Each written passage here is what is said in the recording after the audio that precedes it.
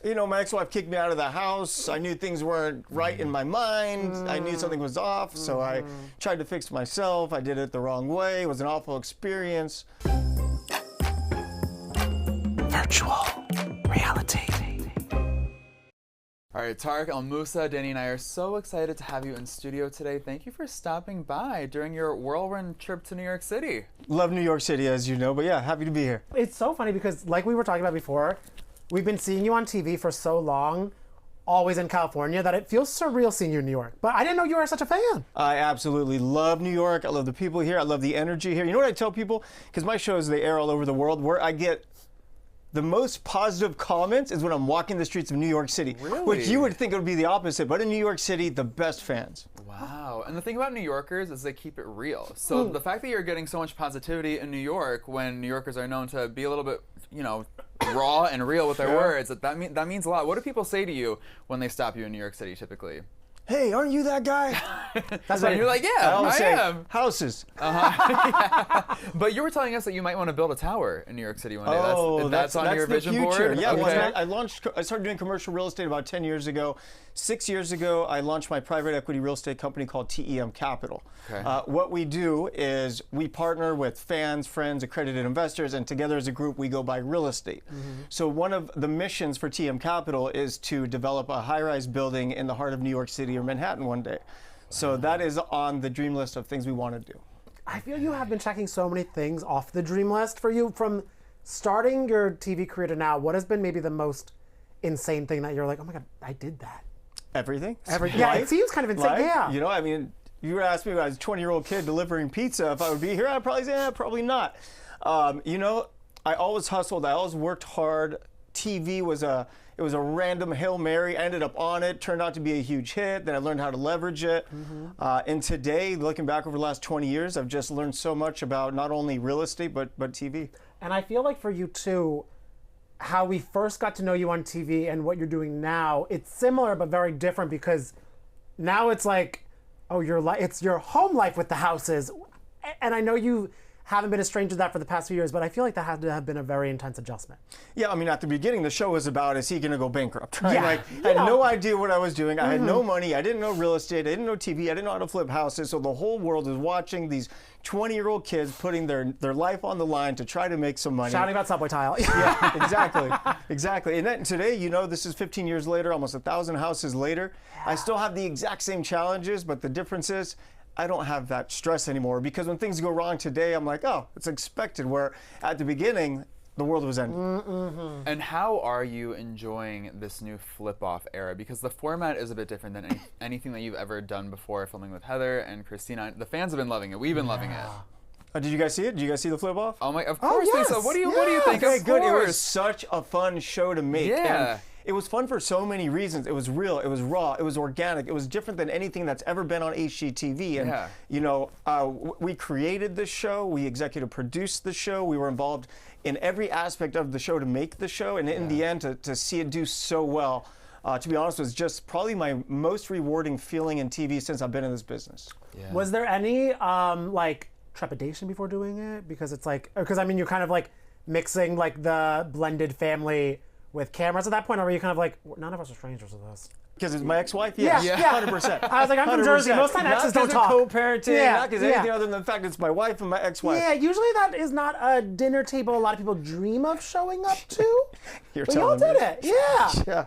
It seems like it made your relationship, at least your co-parenting relationship, your dynamic overall, a bit stronger, right? Like it helped you guys, right? It absolutely did, you know. I mean, because we split in 2016. I don't think the world realizes it's been almost 10 do you know what? It years. feels like just yesterday. I remember when you guys were on the cover of every magazine week after week. That was such a wild time. And now nearly 10 years later. Yeah, 10 years later, and obviously we haven't spent much time together over the last 10 years, because at the beginning we were still filming Flip or Flop. We didn't say a word to each other unless it was on camera. And then the last few years we just really communicated over like co-parenting and things like that. But now with the show, we're traveling together, doing interviews together, working together, me, Christina, Heather. We've now rebuilt the relationship we once had in a much different way. So we're more aligned, we're more supportive, and we still always have the same goal, which is raising the best kids possible. Oh, speaking of kids, I know. Someone in your circle wants more kids. I have 3. Is 3 the magic number? Even though Heather might want to love them. You know, I did see a story come out yesterday. Yeah. I'm sure you guys are talking about that. We saw story. those too. Yeah. Heather wanted a few more babies, and that you might not be. You're like, the house is full. You know, we go back and forth. Here's the thing. I've been a dad a very long time, since I was in my 20s. I'm turning 44 this year. I'm starting to get a little bit older, and I'm very busy with work, and thank God for Botox. But, you know, it's hard to say. I love my kids so much. It's literally my favorite thing about life. But it takes a lot of time, effort, energy. And what's important to me is making sure that not only can I be an entrepreneur, a TV personality, but even more important, I want to be a good dad. Yeah. Like a present dad, yeah. And I sometimes worry that if I spread myself even more thin, it's going to take away from me being the best dad I could be. That's valid. I mean, Heather was saying that this topic comes up in couples therapy, which I think it's amazing that you guys are open about your experience in couples therapy. What is it like unpacking this specific issue in couples therapy? And is there a world where you could lean towards having that baby? Yeah. Well, let's talk about the couples therapy really quick, because that's interesting. Most people are like, they're in couples therapy? Well, here's where we got the idea. Our very good friend and his wife, they've been married for 30 years. They're best friends. They travel together. They have a bunch of kids. They're incredible. We asked them, what's your secret? We go to couples therapy every week. So we really took that advice, and it's amazing how much stronger a bond can be when you're in a room with a professional that's helping guide you through some of these very difficult decisions. So am I going to say 100 million% no to babies in the future? I would say 99%. Okay. But, you know, I do have a wife, and, Yep. you know, we'll see what happens. Yeah. But I do love that you're vocal and support about couples therapy, because what I think it's so important, because everyone, like, you guys are so busy, so many couples are so busy, that I feel it's very easy to get onto an autopilot type thing where it's been like 5 years and you're like, have I asked how you are? But now it's like you have like almost a teacher being like, ask how they are. And nothing can fester then. 100%. Outside of you know, parenting and baby planning and everything like that, are there any other topics that come up that have really couples therapy has helped illuminate for you two to help? You know, honestly, it's really about how we navigate through challenging situations, how we communicate when we're upset, how to react to each other when the other party's mad or upset or irritated. And it's all about supporting each other. And, you know, as a couple, we have a family, we love each other, we're married, we want to keep it that way. So instead of trying to fix things after they're broken, we try to prevent them from breaking. That is so smart. Kind of like a house. Yes. Yeah. Well, it's nice that you and Heather are obviously so supportive of each other in your marriage, but you've also been very supportive of Christina, obviously on the show when she was going through her experience with Josh. But now she has a new man in her life, Christopher. I'm just curious, what are your thoughts on Christopher? Do we like him? Do we approve? Is he a good guy? I actually really do like him. So Okay. I think he's smart. I think he's talented. I think gives good advice. And I think they're a good fit. What the future holds, no idea. That's but true. I Yeah. think for now, he's someone that's really good for her to have in her corner. Have you guys entered like double date territories a lot? Oh yeah, we've done a couple of those. Yeah, okay. Yeah. Heather and Christina, they've actually kind of become friends. Not kind of, they are friends. Now, which one of them can I convince? Because Christina was on, I think, Jeff Lewis talking about how she turned down Orange County Housewives. I want both of them on Orange County Housewives. Yeah, I think they've both already been asked. I know. Well, I'm asking them now. And yeah, why isn't it happening? Yeah. Well, I guess you have some obligations with HGTV. Those are. You know, if they send over a big old check, I'm sure I can make that happen for both of them. I just have to take a fee. Yeah. Oh, okay. I mean, I would like to see you on Housewives. I think you'd be incredible. How, like, if that were to happen, if Christina and Heather were both to go on Housewives, I mean, that would be so iconic.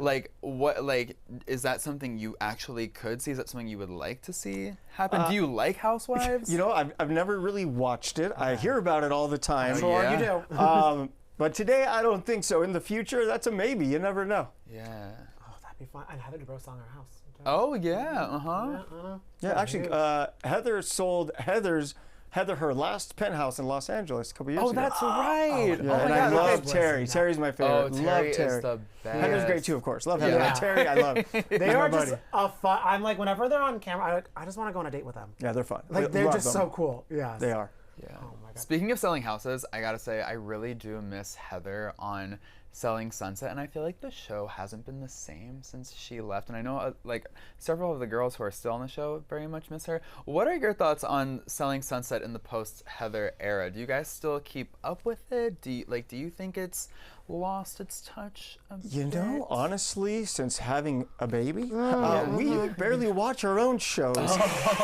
So honestly, I haven't really watched it. We have been so busy. Yeah. Tristan, he just turned 2 years old, so it is a ton of work. We're not sleeping much, but we're having a lot of fun. What are the milestones at 2 years old? Oh my gosh, every day, like every morning. Okay, I'll give you something. My favorite thing with him right now, he's 2 years old. He's barely learning how to talk a little bit. Yeah. And every morning I walk downstairs, he'll see me, and the first thing he says is, "Aya," and then he runs to the mat and he goes jujitsu, and then we wrestle. Oh, wait, that is so adorable. So every morning, me and my jujitsu 2-year-old, he goes, partner. "Aya," and we do wrestle and we do karate. He loves it. And he loves monster trucks. So we watch monster trucks together. Wait, that is so Wow. sweet. And I love you were saying, thank God for Botox earlier. Does the Botox increase when you have a newborn? Because I feel like, or a young child, because I feel that would make the stops a little more frequent. Yeah, more. Is there Dad-tox going on? Yeah. Yeah, there should be. Yeah, how would you describe your relationship with injectables and Botox This and boy all? loves them. Because I love a cosmetic treatment, but I feel like being on TV as much as you are and have been throughout the course of your career, that would sort of impact the way you see all that kind of stuff. Yeah, you know what's funny? So like, the last season of the Flip Off, I do look a little bit different. I'm in better shape. My hair's longer. I look decent, and people are saying I'm wearing a toupee or I got plastic surgery. I'm going to tell you guys exactly what I did. Okay, let us know. So here's what I did. I got PRP injections in my head, which caused my hair to grow in fuller, so my hair's looking fuller, and I grew out my hair, so that's one thing. Heather sends me to this place every 6 weeks. One time they stab me with needles. The other 6 weeks they fry it with a laser.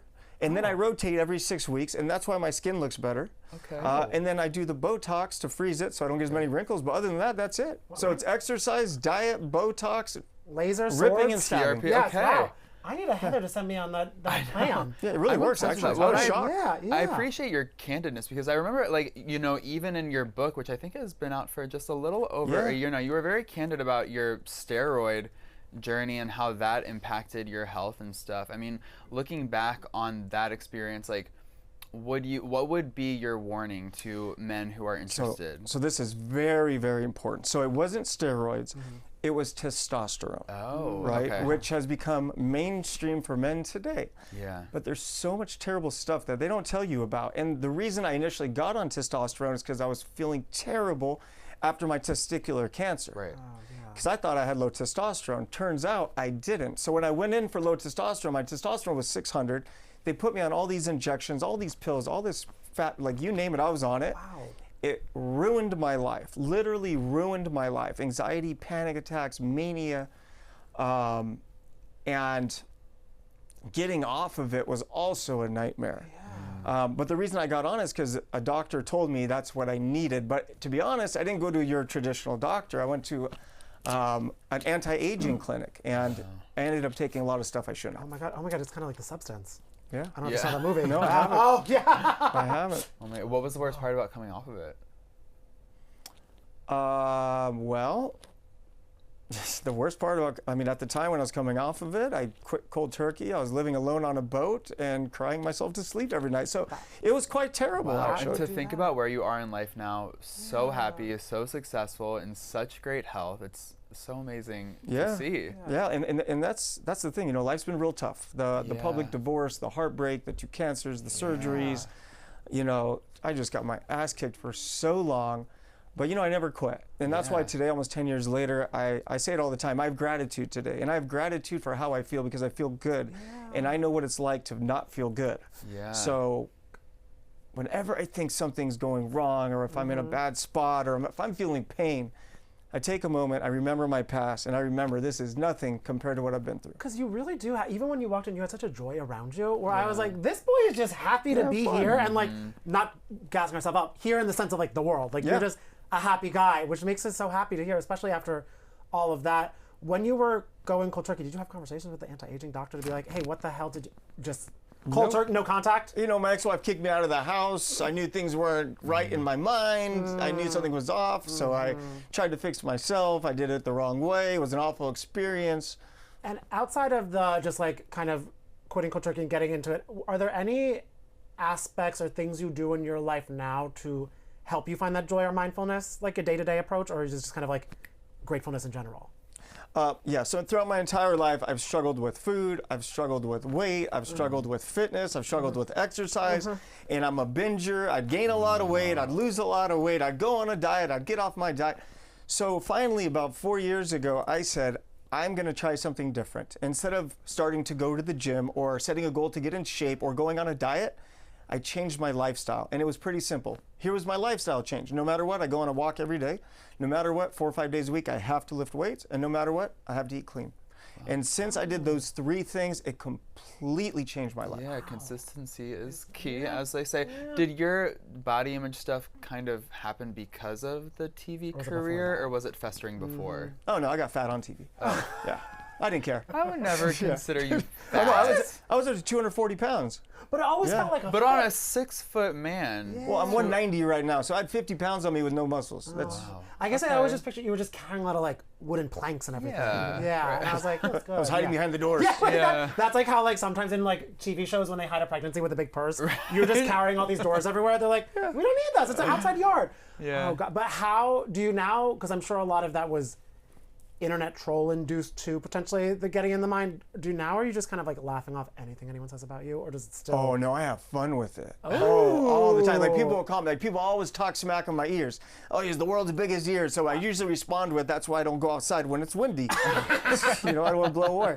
So I love poking fun at the haters, and it's almost like a game actually. So I'm thinking about doing the haters series on my social media, love that. where I take all the should. hate comments and I just burn everybody. How do your approach and Heather's approach to hate comments differ, or are they similar? Does she also like to have fun with it?